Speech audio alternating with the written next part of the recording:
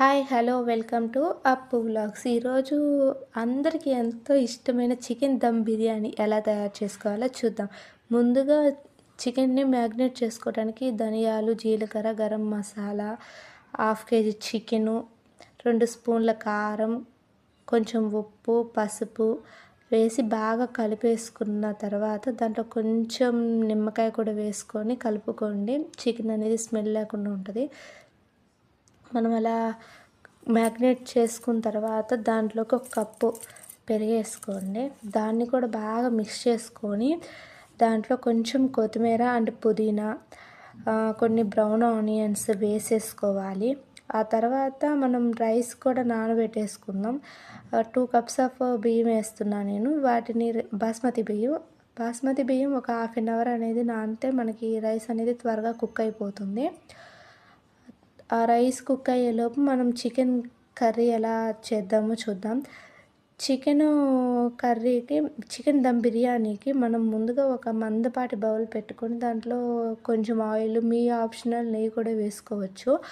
కొంచెం షాజీరా, బిర్యానీ ఆకు, చెక్క, లవంగం, యాలుక్కాయలు, అనాస పువ్వు, జాపత్రి ఇవన్నీ వేసుకొని అవి లైట్‌గా ఫ్రై అయిన తర్వాత మనం ముందుగానే మ్యాగ్నేట్ చేసి పెట్టుకున్నాం కదా చికెను, దాన్ని వేసేయాలి. చికెన్ కూడా ఒక హాఫ్ అన్ అవర్ పాటు బాగా నా మిక్స్ చేసుకొని పక్కన పెట్టేసుకున్నాం కదా, సో త్వరగా ఉడికిపోయిద్ది. అవి ఒక 15 మినిట్స్ అట్లా పట్టిద్ది ఉడకటానికి. బాగా కలిపేసుకొని ఉప్పు, కారం ఏదైనా సరిపోతే కొంచెం వేసేసుకొని మూత పెట్టేసుకోండి. బాగా ఉడికిద్ది. ఆలోపు మనం రైస్ చేసుకుందాం. నేను ఒక 2 కప్స్ ఆఫ్ బియ్యం వేసుకున్నాను కదండీ! ఒక 6 కప్స్ వాటర్ వేసేసుకోవాలి. దాంట్లో కొంచెం షాజీరా, బిర్యానీ ఆకు, అనాస పువ్వు, చెక్క, యాలకులు, కొంచెం కొంచెం వాటర్ హీట్ అయ్యాక దాంట్లోకి అల్లం వెల్లుల్లి పేస్ట్, ఉప్పు వేసి బాగా వాటర్ అనేవి బాయిల్ అయ్యేటప్పుడు అవి మీడియం ఫ్లేమ్లో పెట్టేసుకొని మనం ముందుగా నానబెట్టుకున్నాం కదా బాస్మతి రైస్, దాంట్లో వేసేసుకొని హై ఫ్లేమ్ మీదే ఉడికించుకోండి. అవి ఉడకటానికి ఒక 10 to 15 మినిట్స్ టైం పట్టిద్ది. బిర్యానీ ఎప్పుడూ కూడా అన్నం అనేది బాగా కుక్ అవ్వకూడదు. దమ్ చేసేటప్పుడు అది ఒక 70% కుక్ అయితే చాలు.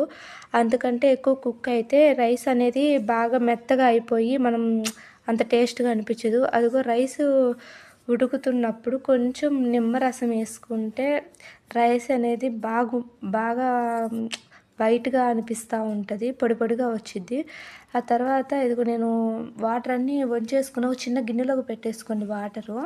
వంచుకున్న తర్వాత అదిగో రైస్ అనేది నేను ముందుగానే చికెన్ చేసుకున్నాను కదండీ! దాంట్లోకి అనేది అంటే చికెన్ అనేది పూర్తిగా ఉడకకూడదు. ఒక 50% అట్లా ఉడికితే దమ్ అయ్యేటప్పుడు ఇంకా చికెన్ అనేది బాగా ఉడికిపోయిద్ది. ఇలా రైస్ అనేది చికెన్ మీద లేయర్లుగా వేసేసుకుంటూ ఉండాలి. ఇలా ఒకసారి ట్రై చేయండి. చాలా బాగుంటుంది చికెన్ బిర్యానీ.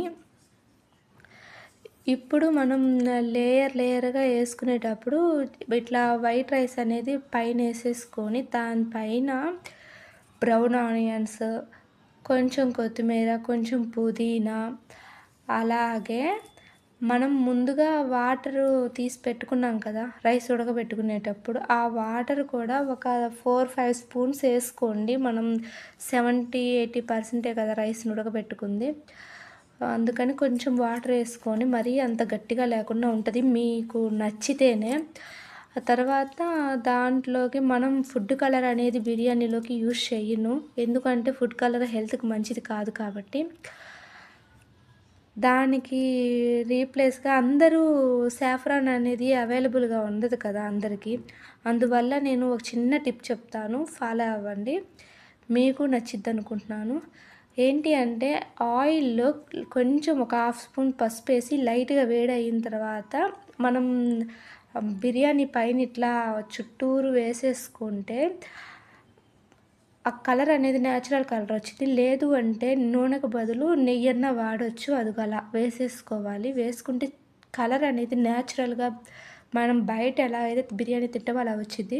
ఇప్పుడు మూత పెట్టేసుకొని దాని మీద బరువు అంటే చిన్న రోళ్ళున్నా పెట్టుకోవచ్చు. లేదంటే ఇట్లా వాటర్ ఏసుకొని పెట్టేసుకున్నా మనకి దమ్ అయ్యిద్ది. కాకపోతే గా గా ఆవిరనేది బయటికి పోకుండా చూసుకోండి. ఒక 10 మినిట్స్ పట్టిద్ది బిర్యానీ ఉడకటానికి. అంతే. అదిగో నేను చెప్పాను కదా ఎంత బాగా వచ్చిందో బిర్యానీ చూడండి. టేస్ట్ మాత్రం చాలా బాగుంది. లైక్ చేయండి, షేర్ చేయండి, సబ్స్క్రైబ్ చేయండి.